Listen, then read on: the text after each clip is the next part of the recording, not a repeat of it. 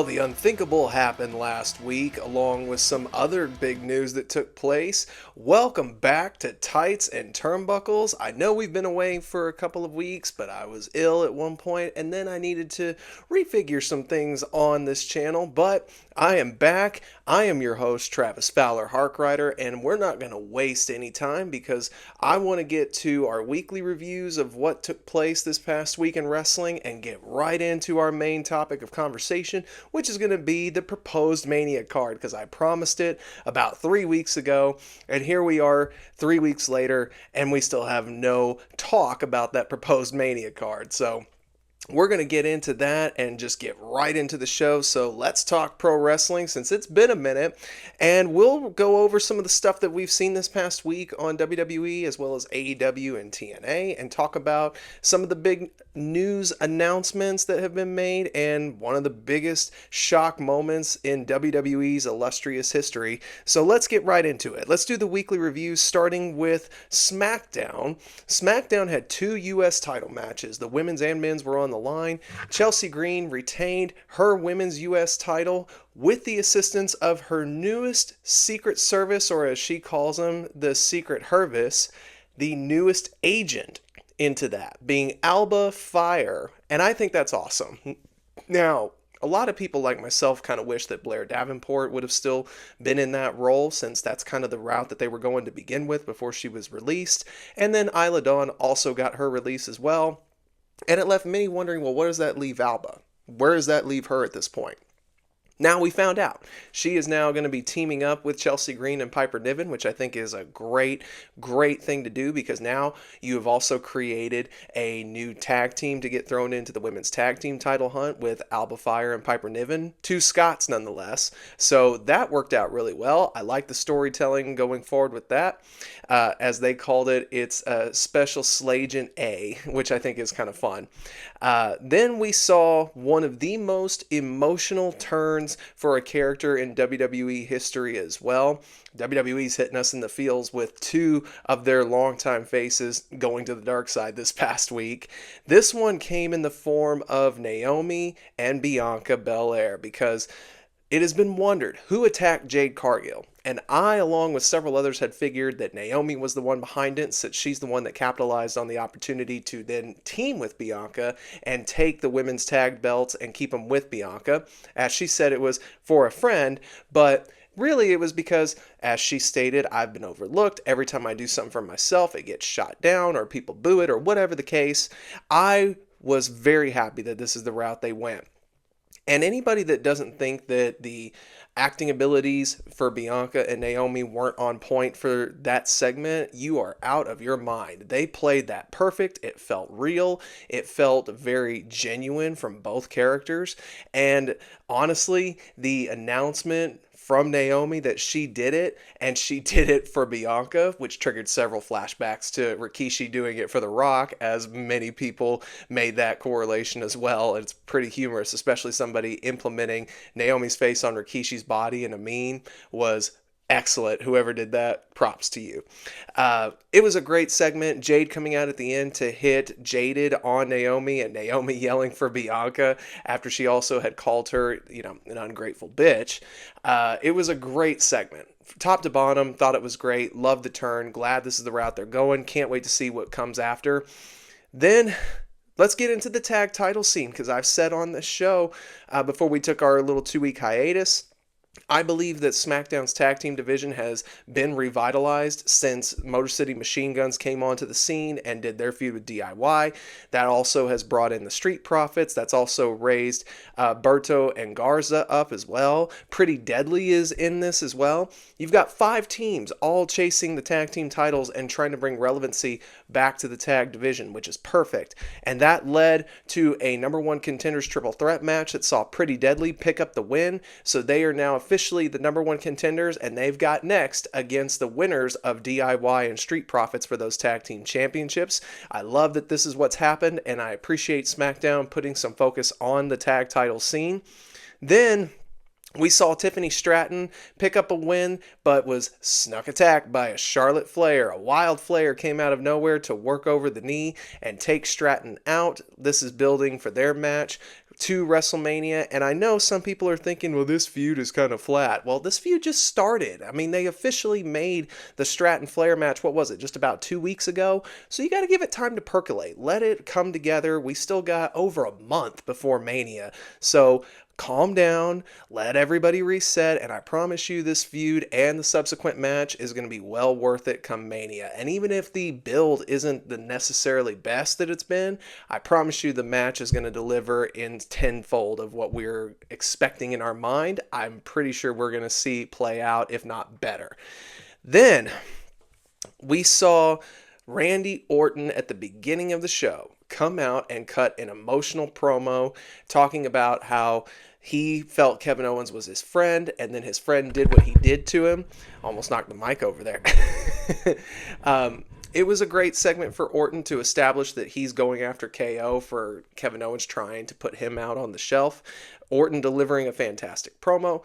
Can't wait to see where the Owens-Orton feud does go, and does he hit the punt to get back at Kevin Owens? Maybe saves it for Mania and takes Owens out for a well-deserved break for a little bit. We shall see how that goes.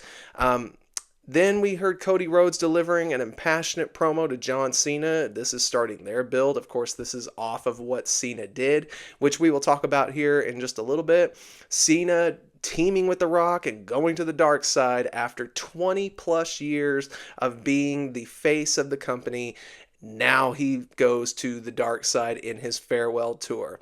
I think it was a great ploy. Again, we'll talk about it in depth a little bit here in just a few moments, but let's move forward to the NXT scene because NXT is absolutely amazing. Anybody that doesn't think NXT is a great product, you are missing out, because even though this is also for up-and-coming talent through the developmental system that WWE has with the Performance Center, I promise you some of those athletes are still delivering in their own way, making NXT a well-worthy show to watch, and honestly has the best women's division of any wrestling roster, and I mean that thoroughly. I mean that more than anything else you can think of. It's better than the main roster women's divisions. It's better than AEW's women's division. I will put that up against any other women's division, at least stateside, to say NXT's women's roster and their whole presentation for their matches, their feuds, the titles, everything. NXT women are killing it on their program. And we saw so many things to help build on the NXT Roadblock event coming up this Tuesday at the theater in Madison Square Garden. Trick Williams still has his issues with Eddie Thorpe hitting the trick shot in a very quick squash match, and Eddie Thorpe coming out saying, hey, let's do this, let's get it down. And it looks like we're going to the NXT Underground. I believe that is not slated for the MSG Theater show, but the week following. If it is for MSG too, awesome. I think it's a great addition to the card, but I'm pretty sure we're going to have to wait until the following week for Trick Williams to potentially get his swan song with NXT. Only time will tell. I think he's ready for the main roster, but they may save that until post-Mania, which wouldn't be a bad idea. Other news on NXT, the Hardys coming back to an arousing ovation and getting involved with Fraxium. Next week we see it on NXT, the tag team title match, the TNA tag team title match. It's surreal that this is going to be the second time we've seen a TNA championship defended on NXT. The Hardys defend their TNA tag titles against Fraxium, the current NXT tag team champions. I think this is fun. It'll be a great match to see one of the best teams of today against possibly the best team of all time, definitely one of the past. It's going to be a fun match. Then we can move over to Shawn Spears capturing his first singles title, not just in NXT, but in WWE overall, as he defeated Tony D'Angelo to capture the NXT North American title in an awesome match that I know that this feud is going to continue. Also, could this be a sign that eventually Tony D'Angelo and the family are moving up to the main roster? I think it's an act that could work. I think it's an act that would get over very well. And depending on what you want to do with Tony D, do you want him to play the face? Do you want him to play the heel? He can go either way because he's done well with both in this same character. So I look forward to his eventual call up along with the family, the D'Angelo family. But this may not be the end for him in NXT, and it could just be the start of this feud between him and Spears. I know this has kind of been building slowly throughout the last couple of months, but now we are fully here. Let's see what they do with it. Over on Raw, the main event saw Io Sky pick up a huge win along with the world title. That makes two main events for championships this past week because, as I forgot to mention when we were going over SmackDown, LA Knight recapturing the United States title from Shinsuke Nakamura in a fantastic matchup. The reign for Nakamura, most people, like myself, thought it was really short, and looking at it now, maybe a little useless.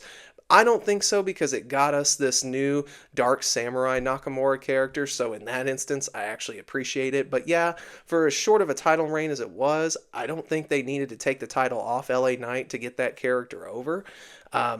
Nevertheless, LA Knight, new US champ, awesome. Congrats to him for that. Also, congrats to Io Sky picking up the world title. This is leading most to pretty much speculate what the Mania match is going to be for the women's world title. We'll talk about that in a minute. Is it what I necessarily wanted? No.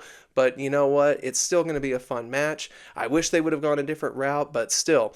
Io Sky going into her second Mania in a row as champion. It doesn't look favorable that she's going to walk out with the title, but only time will tell if that is the case. Great matchup overall. The finish was also spectacular. Great move by both women in that match. Rhea Ripley, you're not done with Io Sky just yet, and I don't think you're done with Bianca either. Again, Mania is right around the corner, and we can pretty much figure out where we're going with that. Then the War Raiders defended the Raw Tag Team titles, the World Tag Team titles against American Made in another great outing for American Made. The Creed brothers, Julius and Brutus, they did phenomenal. Awesome showing. Look forward to many great things with them, especially with Chad Gable coming back eventually. Unfortunately, though, they did lose the matchup, so that's not going to be favorable for Master Gable. Same with Ivy Nile, who lost in an Intercontinental title match to Lyra Valkyria, who retained the women's IC title. I was going to get her name right one way or another. She put on a great performance and retained the women's IC title. Gunter and Otis put on a heavy-hitting match. It was so much fun to watch. I agree with someone's sentiment I saw online that they can do whatever they want with Otis, and he's still getting cheered like nobody's business, and that was a great hoss fight between those two on the road to Mania for Gunter and Jey Uso and the world title. Then we saw Gunter choke out Jey Uso shortly after that match had concluded as the beatdown continued to Otis, and Jey wasn't going to have any of that. So I really like the underdog story, very similar to what they did with Sami Zayn last year in Gunter for the Intercontinental title. I like how they're doing it with the world title.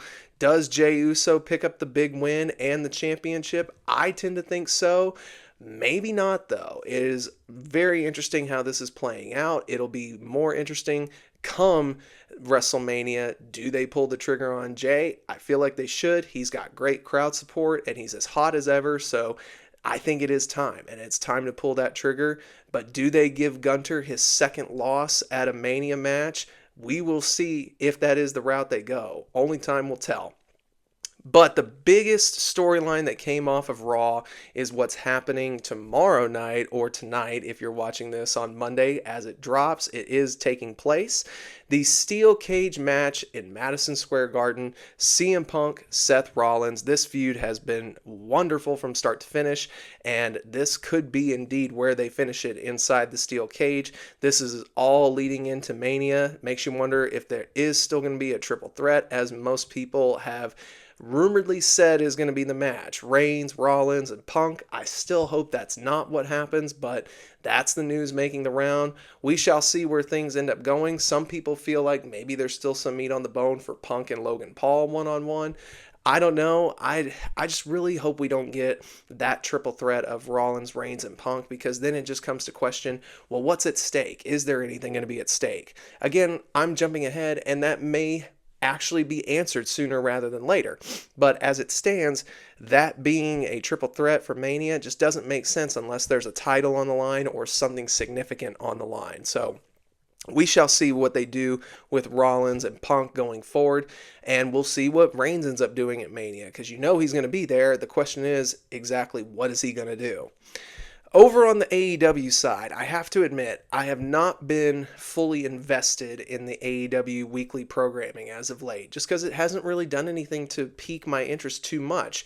That doesn't mean that there's not things going on that catch my interest. For instance, the Mariah May Tony Storm feud, I have been on record of saying, and I will continue to say, it is the best feud that AEW has currently and has had for the last year and almost and a half. So for the last 18 months, you've been slowly building up this crescendo to tonight's AEW Revolution match between May and Storm, which is basically a anything goes matchup, no holds barred hardcore match. Should be a fun watch too.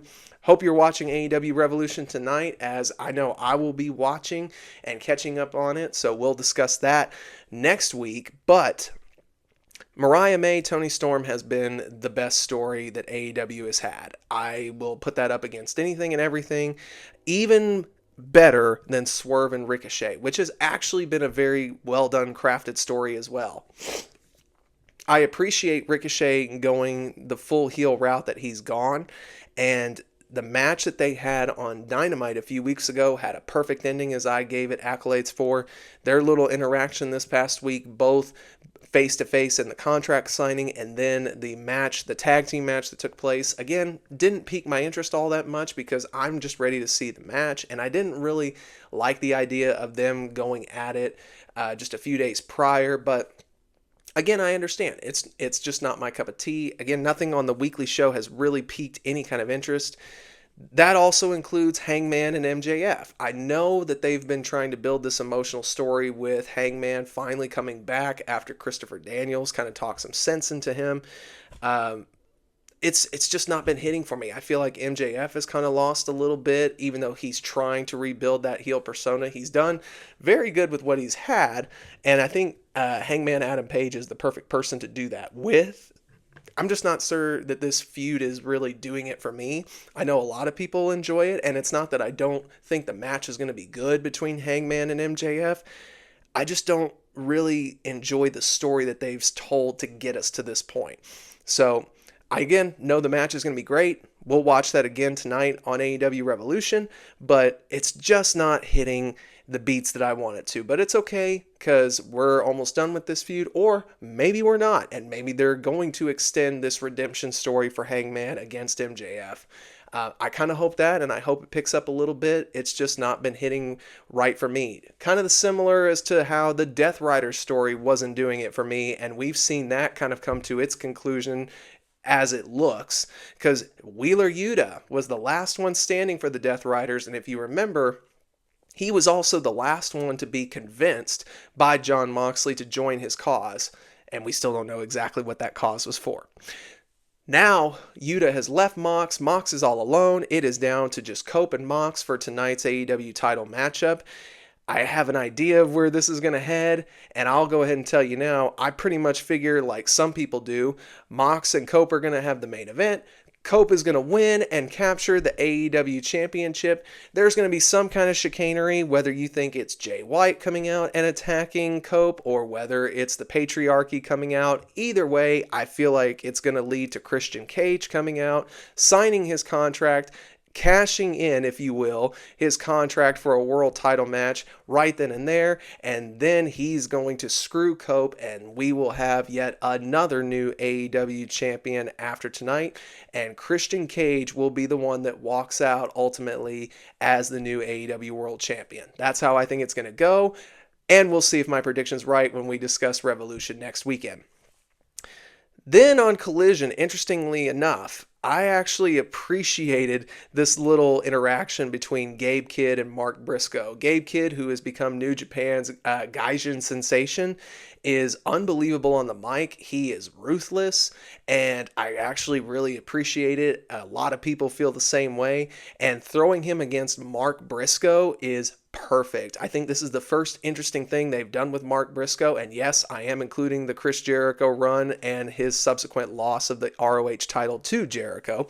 Briscoe and Kidd should be a fun little feud if they continue it. I hope they do. Two guys that just like to fight. Yeah, let them go at it. That's a fun feud to put for AEW. Over on the TNA side, as they build towards their Sacrifice event in El Paso, the announcement of Elijah signing with TNA and debuting in a one-on-one match this past week was spectacular, and we saw the announcement of a steel cage match at Sacrifice for the 10-man tag. That's going to be a fun watch. Also on TNA, we saw Cora Jade, who has her match against Masha Slamovich for the Impact, the TNA Women's World title at Sacrifice. Her and Tessa Blanchard gave a beatdown to Masha this past week. And man, I really don't know how they're going to go with this Cora Jade thing. It's going to be interesting. I don't think she's going to take the Knockouts Championship. Stranger things could happen, just like Roadblock coming up. Things could happen there.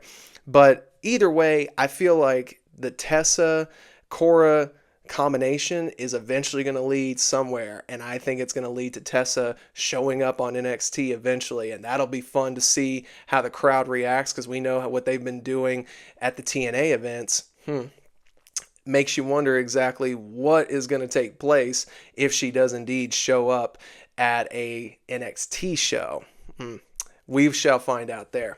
By the way, the System teaming up with the Colognes in that steel cage match, that's who I kept trying to figure out in my mind who they were teaming with, and it finally just came to me.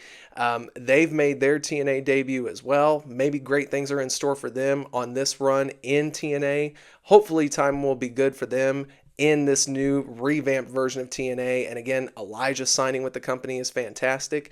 Maybe the Righteous are coming as well, because if you didn't see that little vignette they did with Elijah and the Righteous, you could have a good three-man team with those three individuals.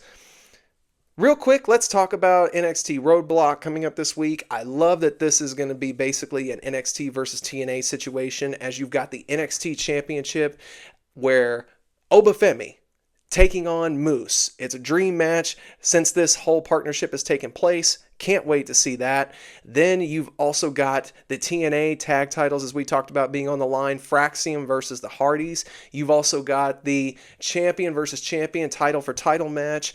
The NXT Women's and North American Championships are going to be on the line. Stephanie Vaquera versus Julia. Both titles up for grabs. Who's walking out?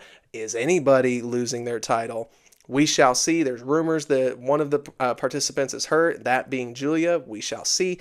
But either way, this is going to be a fun show. I can't wait to see what they do with it. And I believe they've also announced Jordynne Grace will take on Roxanne Perez as well. Their little mini feud has been good. Of course, Roxanne's been dealing with Bayley in a long-term feud. So all of these things have been great for the NXT-TNA partnership, and I can't wait to see what they do with Roadblock at the theater in Madison Square Garden this upcoming Tuesday. But let's talk about the two big notes that have taken place. The first, the newest announcement for the Hall of Fame, Lex Luger finally getting his just due and being inducted into the WWE Hall of Fame.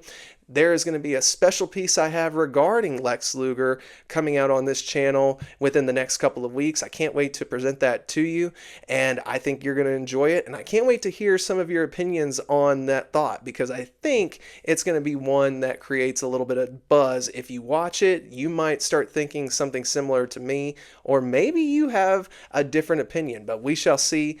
Be on the lookout for that. Can't wait to present it to you.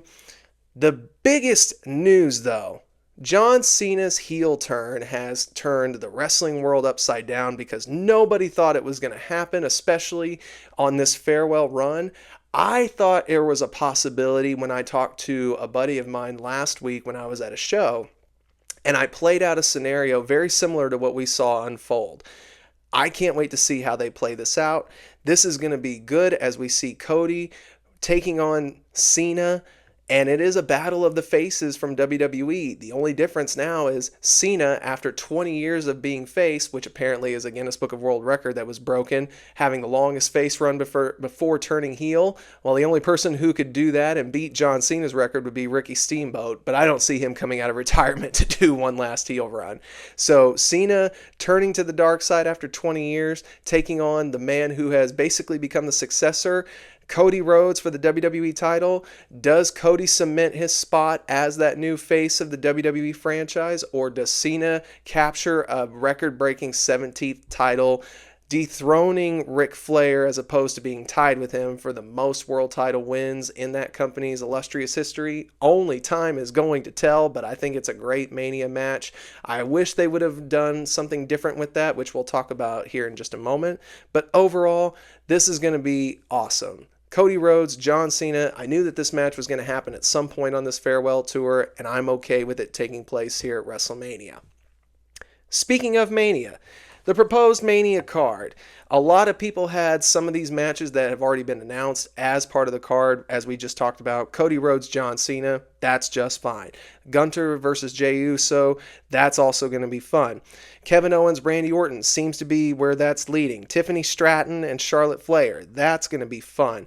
The women's world title, Io Sky as champion, most people think is going to go into a triple threat, and I really wish they would not have done that. No offense to Io Sky, I would have preferred Rhea Ripley versus Bianca Belair straight up one-on-one, because I think there's a lot of meat on that bone. It's still going to be a fun triple threat match, but I wish that would have been just slightly different. Of course, there's the rumors of the triple threat, Punk, Rollins, and Reigns, as we discussed earlier. I hope that doesn't happen. I would much rather Reigns take on either Punk or preferably Rollins one-on-one, since there's so much story you could go in with that. That makes you wonder, well, where does that leave CM Punk? Well, we talked about it earlier. There's been a little bit of a back and forth with him and Logan Paul. You could throw Punk against Paul. That would be kind of fun, not going to lie. You also have the opportunity, though, to do Logan Paul versus AJ Styles, which seems like that would be a lot of fun. They also have kind of thrown him against Braun Breaker. And do you put Breaker against Styles? Does Breaker defend in a multi-man match, as some people have predicted is going to happen?